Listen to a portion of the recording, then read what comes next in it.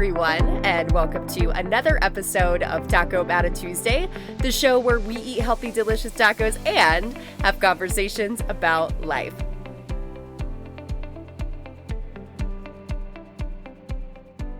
Hey, you guys, welcome to the podcast and happy Tuesday to you. Super excited to have you here as today is a special episode. But before you get to listen to that, let's go ahead and talk about the taco of the week, which is a untraditional taco, might I add, cactus tacos. The only thing that is traditional about this taco is the fact that there's pico de gallo that is on it, which is a yummy homemade recipe. But guys, if you have ever been curious around how to cook and prepare cactus, you're going to need to go to the show notes before you leave the episode today, because I can promise you this is a sweet and spicy combination that melts in your mouth that you have to try. So if I didn't sell you already, just go ahead and check out the show notes. I promise it will be worth it. All right. Let's talk about what we're talking about today, which is what you're going to get to listen to. I had the opportunity when I flew out to Connecticut a couple weeks ago to be a guest on the Inspired to Run podcast hosted by Richard Connor, who is a friend and teammate of mine that is also on the Underdog Fitness team coached by Kevin Gregory. And he's just an awesome individual with an amazing podcast where he gets the opportunity to essentially interview athletes and other people in the industry just like me, where we talk about so many different things. And one thing that we talked about that I cannot wait for you guys to listen to is how we basically changed our relationship with fear. How we changed our relationship with fear and how that set us up to truly reach our full potential and beyond. So this is it, you guys. So excited for you to finally hear this amazing conversation with Richard Connor on the Inspire to Run podcast, all about how to find your path from struggle to strength. Hey, my friend, do you feel stuck sometimes and feel it's too difficult to make a change in your life? Or maybe it's about getting to the next level in your fitness, even if it feels out of reach. Well, this week you are in for a real treat. I'm sitting down with an incredible athlete, and we share stories and insights that you can apply to help you get to the next level. Hope you enjoy. Welcome to Inspire to Run podcast. Here, you will find inspiration. Whether you are looking to take control of your health and fitness, or you are a seasoned runner looking for community and some extra motivation, you will hear inspiring stories from amazing runners, along with helpful tips from fitness experts. Now, here's your host, Richard Connor. Hi, my friend. Welcome to Inspire to Run podcast. I have the pleasure of sitting down today with Kayla Cittadino. She is the host of Talk About a Tuesday. She is an elite runner, aspiring elite runner for DECA, and I'm just so excited to have this conversation with her. She's part of the Underdog family. She's one of the podium chasers, and we're just really excited to talk about mindset and her journey to becoming an elite runner. And we could talk about podcasts. We're both podcasters in this space. So, I always love to talk about podcasting. So excited to talk about that too. So welcome to the show, Kayla. Thank you for having me. Super excited to be here and to have a nice conversation about life. All right. Sounds good. Well, let's, start the conversation, learn a little bit about you and a little bit about your journey. Yeah. So I would say my journey personally started in right around 2018, 2019. The woman that you see sitting here today is so much different than the woman that I am back then. I was in a really toxic, dark place. I was over 205 pounds. So just was mentally, physically, emotionally unhealthy, stuck in a not so great romantic relationship. And I just felt lost. Like I would look in the mirror, couldn't even see who it was that was staring back at me. And so that's just to kind of set the stage to where I came from. And now, several years later, so 2019 to now, I've completely shifted my life around. Lost 75 pounds. It's really where the journey ultimately started, was going on a weight loss journey, which is a whole conversation of its own if we want to get into that and how I did that. And from there, it went from how did I look to what am I actually capable of doing in my life? And so having that transition happen around, my early 20s, from like 23, 24ish to now, I just turned 30 this year. It's been a huge learning journey, but through that, I've just been so excited around what's next for me? And that's how I ultimately got into hybrid racing. I started actually off in the Ninja Warrior world. So I'm a 2-time American Ninja Warrior competitor, which is a really fun fact about me. I've been on the television show twice. So I started off after I lost all the weight, getting involved in that space, and then came Spartan racing. Took on a couple of titles in Colorado. Last year I actually won it was the super that I won for my age group. So started to get involved in there. And then out of nowhere, my mom was like, you should try this DECA thing. And I was like, okay, never been on an assault bike before, never have touched a skier, had zero clue what I was stepping into. Got my butt handed to me. I was super humbled my very first DECA Strong race. And last year I stepped into it full force, like, I want to do this. And ended up at World Championships in 2023, taking 6th place in my age group, which I was super stoked about because 25 to 29 is no joke. That age group is. And then from there, just a relationship with Kevin Gregory from the Underdog Fitness team transpired. And here we are, sitting here today, getting ready to lace up for a race day tomorrow. So that's awesome. That's awesome. And shout out to Coach Kevin Gregory, Underdog Fitness. So, listeners who've been following for a while know that I started my journey right before I met with Kevin. So, I did my first race back in 2018. So similar time frame. Yeah. And I did a Spartan race. It was Spartan Sprint in Arlington, Virginia. I remember it like it was yesterday. Mm-hmm. And I trained for the race and I thought I was doing all the right things, and I got there and it was a lot harder than I thought it was going to be, to the point where I didn't know if I was going to finish it. I was just like, I'm going to do it because I do the things I say I'm going to do. Mm-hmm. But mentally I'm like, I don't want to do this anymore. Like, I'm going to quit. But I did it. But afterwards I'm like, you know what? I want to do this again, and I know I could do it better. Yep. So I went out to find a Spartan coach, and I was lucky enough to find Coach Kevin. So, we've been working together for, 5 years now. And and my journey has been a little bit about like overcoming fears and doing things that I've never been able to do. And Kevin's been a big part of that story. So it's cool that, we've been connected through Coach Kevin. Yeah, through sport. Through sport? Through sport, through fear and sweat. Yeah, right.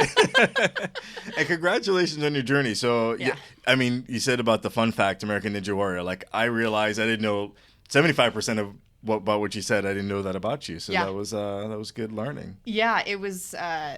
I've never done anything like gymnastics, rock climbing related. So when I stepped into that sport, I was just like eyes wide open. I've never been able to swing on the bar. You get the hand rips all over the place. But it was probably like 2 years into my training when I got the call to be on the television show. And it was just such an interesting thing. You see it on TV and then you actually go behind the scenes and it's totally different than what you could have imagined. But my favorite parts of it was actually had nothing to do with the course. It was being in interview settings like this where you're behind the scenes with the producers and they're asking you questions. And I remember my first year, just I get goosebumps thinking about it. But people in the room were moved to tears because I was just talking so openly about the journey and how my life has changed and what I aspire to do. So I'm excited to be here in this setting again. It feels a little bit like a remake of that.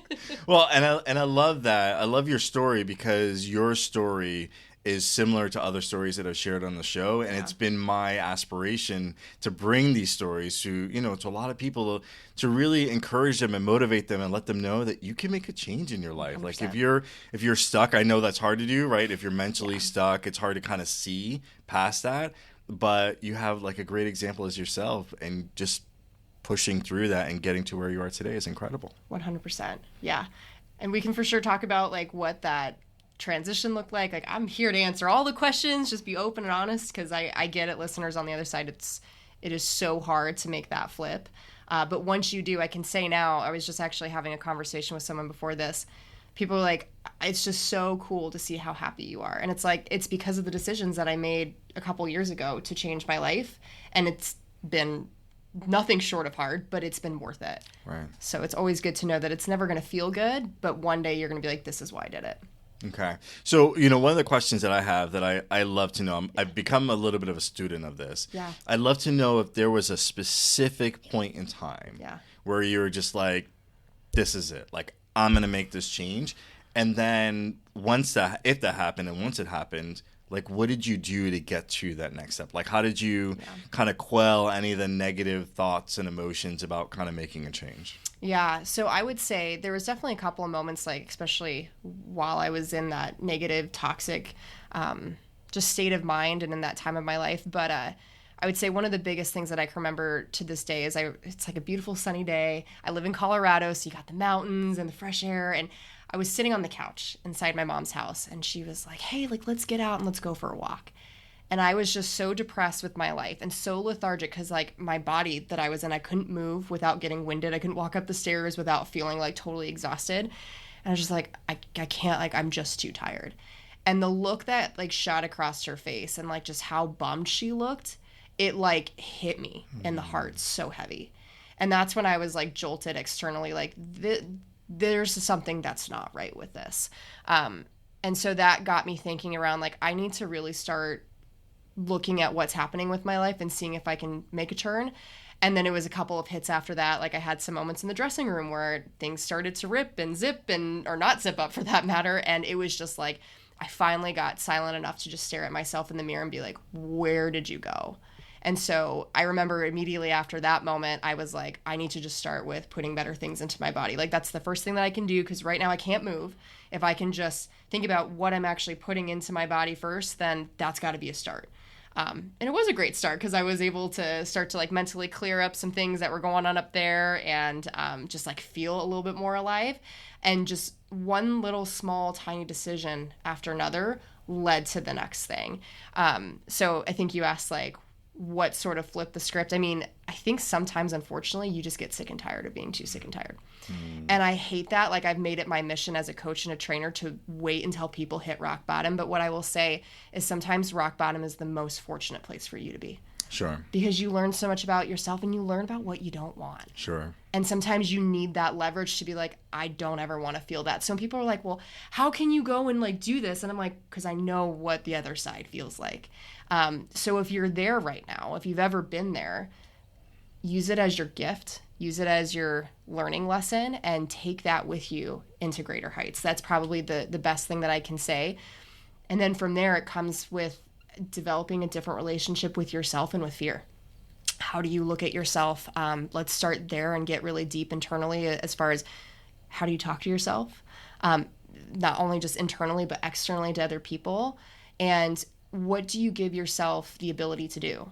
If you're constantly holding yourself behind that line of fear of, like, there's no way that I can do that, you're never going to see what you're made of. And it's through these tiny promises and these little, like, dipping your toe into the water that makes you see what you're capable of. And then you start to get more of a foot, and then you get your whole leg in there, right? And then you just fully start to jump in. So it's just these little compilations of small decisions that allows for you to build belief and trust in yourself that I truly think takes you to the end. Okay. Yeah. Okay. Yeah. Well, that's really great. Well, congratulations on your journey. Yeah. I mean, that's incredible. And I aspire to be where you are today. Yeah. And you've been doing this for a lot less time than I have. I'm like, Right. oh my gosh, like, I'd love to be there, but I know I'm on my own journey. Exactly. But yeah, and I have to, you know, I've shared this with the listeners and, you know, multiple interviews that I'm just trying to overcome fears and do things I've never done before. And I feel like I'm making good progress, but, you know, in some cases I'm just like, well, I have a win here, and I'm like, okay, I can get incrementally better, and I can get incrementally better. And where I want to go would require a step change. So in my mind, I was like, yeah, I can get those increments, but can I really make that step change? And that's kind of where I'm at today. Yeah. You know? Yeah. So how are you handling that then? I'm curious to know. So what's the step and where are we going? How am I handling? Well, first is putting myself in a situation that forces me to train and, like, set those goals and train for it and just have that as my target. And yeah, kind of like what you said, like, it's the small habits, it's the way you talk to yourself. And I'm just trying to use everything that's going good and right in my life to say, you could do it because you've done this, you've done that, you've done the other thing. You could do this. And it feels a little bit out of reach, but so do those other things at one point in time. Yeah. So I remember, like, just about a year ago, and this is fresh for me because I have this race coming up again, but just about a year ago, I did the Brooklyn Half Marathon.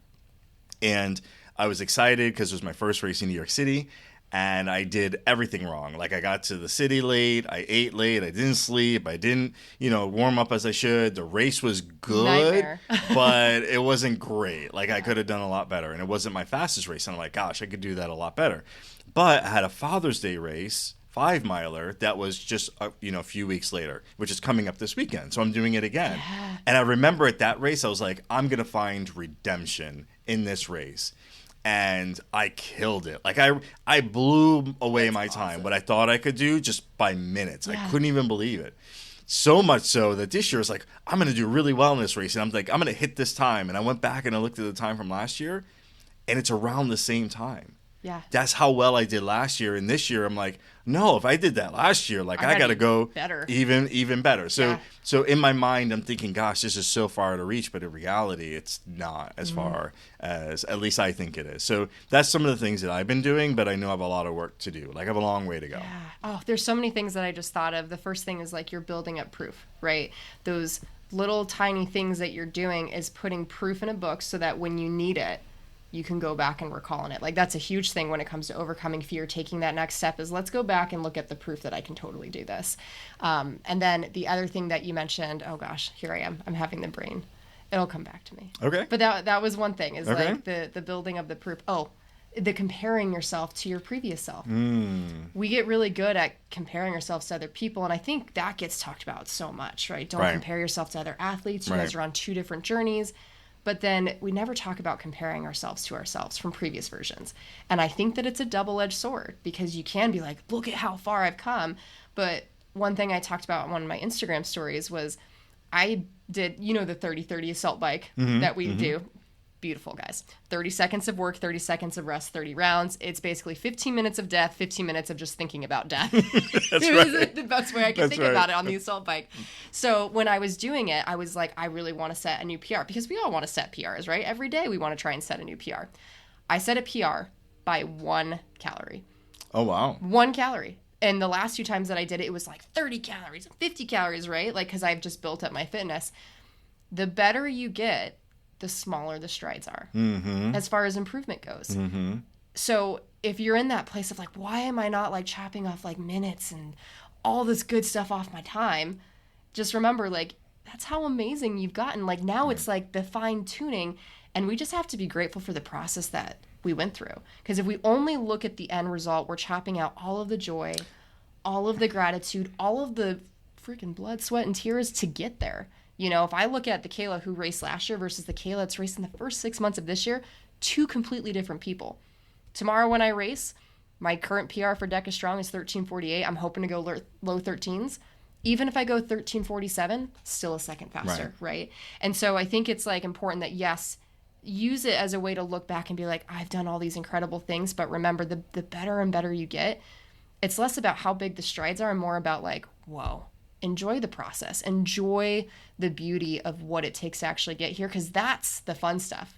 Because standing on the podium lasts for like 10 seconds. And after that's like, okay, what's the next goal? That's right. That's right. Yeah, no, you're absolutely right about that. And it's interesting you mentioned that because I think about the Brooklyn Half Marathon this year. So, my primary sport is road racing, not necessarily like the hybrid, but I do the hybrid because I enjoy doing something that's challenging, and I think it will really help me in my road races. So I'll talk about Brooklyn Half for a moment. This year, leading up to the Brooklyn Half, I had, about 15 weeks of solid training, which I can't say that I had last year. Yeah, that's huge. So last year I had a lot of travel. I had a lot of things just come up. So it was very inconsistent. And this year I was like, I'm going to do it. No matter what, I'm going to do it. And there's a conference that I volunteer for every year that's almost a week or two before the race. Didn't matter. I'm either getting up early in the morning or I'm making time during the day, and I need to do what I need to do. No, I'm not going to go out at midnight to do karaoke because sounds like fun, but no. because I need to do my long run.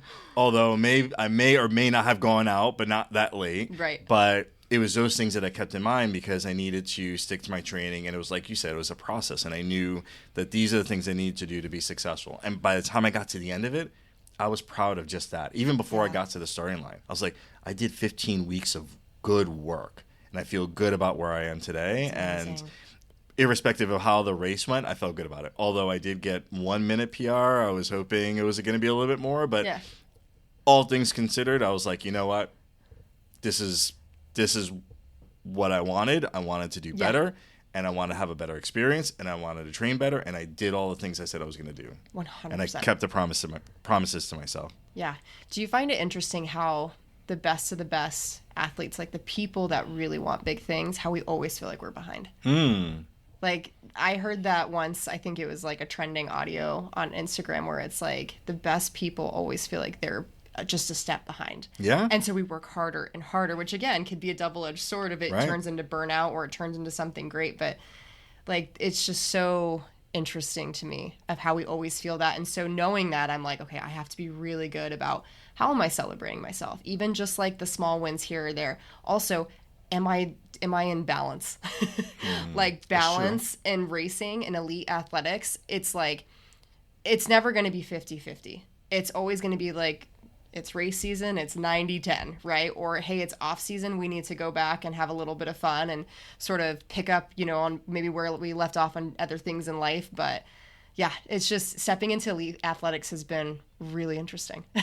That's great. And, I'm curious, like, I know you talked a little bit about kind of the process and the habits and those steps to get to becoming an elite athlete, but like mentally, what made you believe you could even do that? Like what made you, I don't even know if it's a question of made you believe, maybe why'd you have the desire? Maybe that's a different way of asking it. Yeah. To do that. Well, again, when I first started my weight loss journey, I was like, I would love to look better. I'd love to fit into my clothes again. And I think that's why majority of people do it, right? At least why they start. At least why they start. It has Yeah. everything to do with aesthetics. And like, while like your clothes fitting better and all that is like fine and dandy, that number on the scale, again, it's kind of like standing on top of the podium. That excitement lasts for 2 seconds.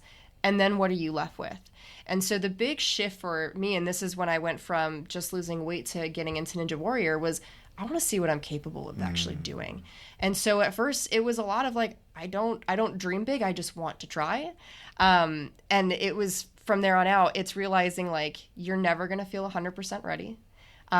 People think that you have to have all these titles and accolades in order to go out there and do the thing, when in fact, no one actually really has those when they first start. And so they have to start somewhere. And so like, well, where'd you get the confidence? It's like, you don't ever have it. It's just, you have to go and actually do it and be brave enough to try and realize that regardless, it's a win-win, because you're either going to learn something or you're going to maybe gain a really cool result. It's never like you failed. Right. So I think it was just accumulation of all of that, but mostly it was that mindset shift of like aesthetics versus what it is that I want to be capable of doing.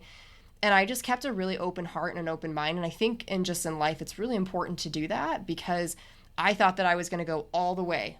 And, this career that I was in before I stepped into fitness, like I left my corporate job. There's a whole story there during COVID, guys. National pandemic. I'm like, I'm going to leave my 6-figure job to go start a business in health and wellness, because I see people of the world right now and they need love. That was terrifying. That's, again, a whole different conversation.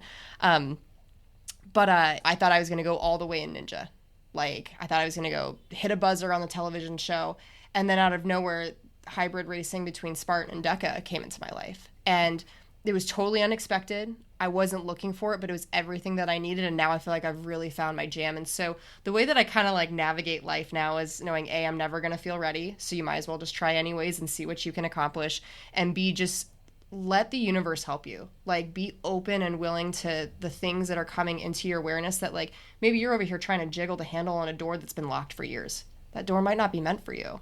And so like I think about you, right, with like half marathon and all these things. I think we were talking about this before we press play on the podcast. It's like, I really want to accomplish set things, but like, what if there's this whole other world of opportunity over here that you just have your back to, and you just need to be like, I'm gonna take a deep breath, I'm gonna pause and just let what's gonna come to me. It's such a powerful way to navigate life when you just are open to what's to come, and you're like, well, let's just get curious, let's get creative, and it takes the pressure out of it completely, because you're not like gripping so tight onto this one goal. It's like, I trust that the universe has my back and it's going to take me exactly where I need to go, and I'm just going to learn the lessons and know that I can do whatever it is that comes for me on the other side. I can handle whatever it is. Yeah, for sure. I love that. And, one of the things you mentioned was just kind of about like how we talk to ourselves. And I've been thinking about this a lot lately. Yeah. And, Coach Kevin actually asked me this right before my last race. He goes, so, what are the things that you kind of repeat to yourself, or you say to yourself, a little bit like affirmations, which I used to do and I need to get back into it because I thought it was really helpful. And I was like, gosh, I didn't really think too much about it, but here's some of the things that I said to myself. So I shared that with him. And then at the race, they were making bracelets, and you could write on those bracelets. That's awesome. Right? You could write on the bracelets whatever it is that you want. So I'm like, I'm going to write what it is that Kevin and I had talked about. So So that's been helpful for me. I'd be interested to hear if that's been helpful for you and if you've been doing that for a while. Like during the race, when it gets hard, like do you have just something in your mind that you just kind of say to yourself to get you through? It's funny. So I used to take a Sharpie like all last season, and I did this during World Championships too.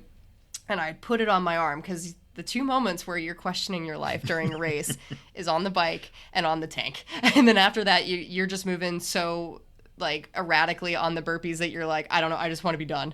So like I purposely put it there so that in any moment, if I had like some sort of doubt or negative self-talk, I could look down and see it. So I'm very big on like the visual, like quick cues.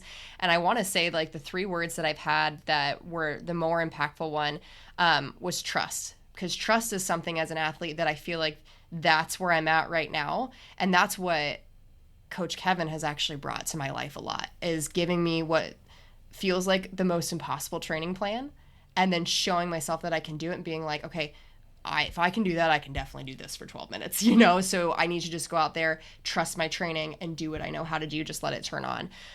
Another one I've had on my arm is celebrate, because I really believe that's what this is all about. And it's one of the reasons why I love DECA as an organization, is because this is all about earning your mark and celebrating fitness. I made a decision a few years ago to completely change my life. And so I'm just always so grateful every time I get to step up to the starting block of a ninja course, or to, you know, the reverse lunges on the DECA course, because it's just another opportunity for me to show up for myself. And then just, of course, just straight up gratitude, right? Like gratitude, I feel like is something that gets missed so often, but definitely those little tools. And this is something I really wanted to share with the podcast group today, is one of the mental things that has really shifted for me lately. Kind of goes along the lines of how you view yourself. But my boyfriend and I were recently talking about this. Do you listen to Sally McRae and her podcast at all? So listeners, another fun podcast, because I assume we all like to share podcasts with each other. Nick Bear recently just did a guest interview with Sally McRae, and she's an ultra runner, and she's fantastic. Like, has amazing documentaries on YouTube. Really big fan of her. But I got this idea from her, but it's, we wait to act like the champion until we have the title. Why don't we just show up as the champion today? If you want to be the champion, you have to show up as that person now, and you have to think like, how do I train like a champion? How do I sleep like a champion? How do I eat? Like, what do champions do, and how can I do that that's realistic and applicable to my life? And that's one thing, that's the phase that I'm in right now, is like, I'm showing up to this race tomorrow like I've already won the world championships. And am I physically there?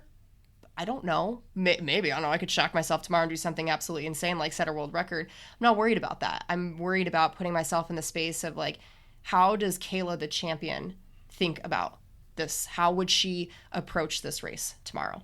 Even if I'm not totally physically there yet, if I'm mentally there, I have no doubt that I'm going to cross that finish line, A, which is really important, but B, that I'm going to do something really incredible on the other side. So that's what I would say for the listeners, if you're trying to get past or go to that next step, or just have something mentally positive. In the days leading up to the race, think about, how does fill in the blank, your name, the champion, approach this race? How do they do certain things? And show up as that person now, rather than when you actually have the title, because who knows when that actually will happen. So I love it. Yeah. I love it. Yeah. And since you shared yours, I'll share mine. So I've been listening to a very popular public speaker. So on my long runs, I'm listening to podcasts. Love that. And I've been listening to it for a while, but I've never used it myself. But his phrase was, I can, I will, I must. Yes. And I love it. And I actually put that particular episode of that speech that he gives like on replay. So every once in a while it pops back in, and it's a reminder for me. So when Kevin asked me, I'm like, that's what came to mind. And that's what I said to myself kind of during the race. And I'm like, and I realized this, if I look back to the races, the attitude that I have about the race, going into the race and during, So important. there's been a really good correlation to how I perform. Yeah. Like if I go in thinking I can do this, I will certainly do a lot better than if I have a negative attitude about the race. Like I didn't train properly, or this hurts. We were just talking about, talking about certain things that are kind of bothering us, right? But if I have that negative attitude, then more than likely that's going to hold me back from, really doing well. Mm-hmm. So really performing well. So anyway, so that's mine. Yeah, I love that. Oh, so good. So, kind of as we wind down here, I'd love to hear a little bit about what would you say was your biggest obstacle during your journey, and how'd you overcome it? Ooh. Well, I can tell you what my biggest obstacle is right now. And I think I mentioned a lot around the trust piece. I'm really, like, tomorrow, I feel so confident in the plan and what I need to execute that I know that I'm going to do well tomorrow. Whether, again, it's like a world record breaking time or whether it's just, like a couple seconds off my time, I feel so confident in that. So the trust thing is actually, we're on the up and up on that one. But one thing that I've noticed as of recently, especially again, when you start to get to the best of the best, is you start to obsess over what the other best of the best are doing, right? Because they say, well, if you want to be this person, you got to do exactly what they're doing. And I agree with that to a standpoint. I think you obviously have to find your brand and what works for you in your season of life. But honestly, it's the comparison. That's one thing that I feel like even back then that I was really struggling with is just, oh, this girl's back looks so shredded, which is so dumb, right? And I want my back to look like that. But how many women think about those things, right? And I have to imagine men probably go through those things too. So it's really just the comparison piece. I can neither confirm nor deny that part. That part happens. And you're asking, how do I get over it? I think you just have to start with giving yourself grace, because one, everyone does it. And the better you get at this mental stuff, you realize it never actually goes away. That was actually probably one of the biggest lessons that I've learned in life is these thoughts that are negative, they don't ever go away. You just get really good at being able to say, oh, pause, kind of politely call myself out, appreciate that. Let's unpack that a little bit, but then let's put that where it needs to be, which is in the non-serving category. And let's flip the script a little bit and think about what's going to serve me. So, I think that's the best way to overcome any obstacle, right? Is can you pause in the moment? Can you become reflective? Can you be gentle and kind to yourself around the fact that you had the thought and it's okay, you're not crazy, you're not wrong. You just need to unpack it a little bit and give yourself the time to think about, well, where is this coming from? Is it a consistent trigger? Is it something that I need to go and seek additional work on, additional help on, and then take the next best step from there, right? And that next best step can look so different from moment to moment and time to time. And it doesn't mean it's always the right step, but it's a step. It's better than doing absolutely nothing at all. So for anyone that's facing an obstacle, pause, reflect, give yourself graciousness, and then take the next best step that you possibly can. All right. Yeah. Sage advice Yeah. for our listeners. I love this conversation. I love everything that you shared. Yeah. I'd love to hear, have you share a little bit about your podcast. You're a fellow podcast host. So share a little bit about your podcast and the health and wellness business that you have going on. Yeah. So I sort of mentioned that I made this big transition from corporate to owning a business. That was a really big decision. I was with my corporate job as a professional recruiter for about 4 years, was super successful. I had all the money and the accolades. And during COVID, you started to realize whoa, this is where I'm at. This is how I actually feel. Things got really quiet.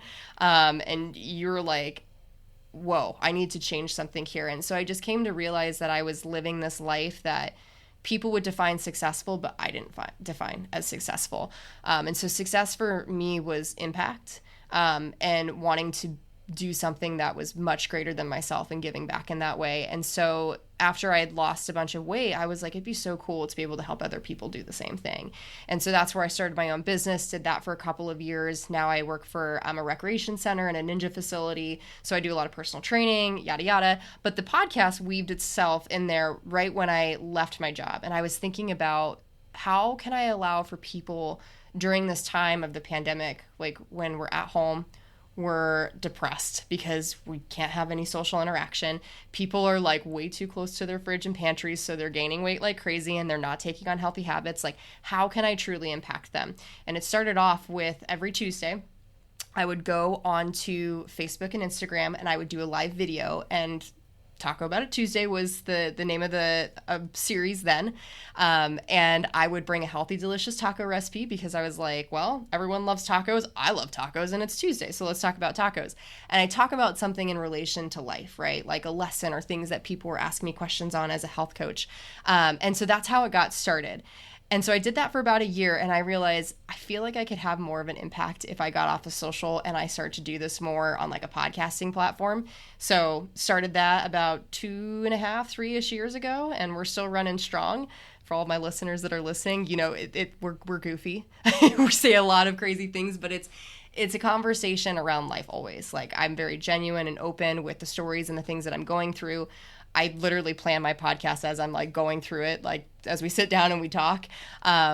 It's just, what am I going through in life and how can I give back to help you better navigate what it is that you're going through? So it's a good fun thing that I do. Love it. Yeah. Love it. Well, congrats on your 3 years as a Yay! podcast host and your transition into the health and wellness space and everything that you've accomplished. Yes. Thank you so much. All right. So I'm going to put your information in the show notes to make it easy for Awesome. everyone to find your podcast and follow you online. And again, I just want to thank you for coming on the show and sharing your story with all of our listeners. Yeah, absolutely. Thank you so much for having me. Stoked to be here. All right. Have a good day. You too. Thank you guys so much for showing up for you today, and I hope that this podcast episode was a fun one. It was a change up, I know, for me, and I'm so excited that we got to share it here on the Talk About It Tuesday platform. If you can, please go follow the Inspire to Run podcast. Richard does some incredible interviews with other athletes just like me and other people that are very relatable to the audience members I know that listen to this show. So go give him a follow, listen to a couple of his episodes. I know that you will not be disappointed. But until next Tuesday, you guys, I hope you have a fantastic week, and I will see you guys next week for another episode. See you then.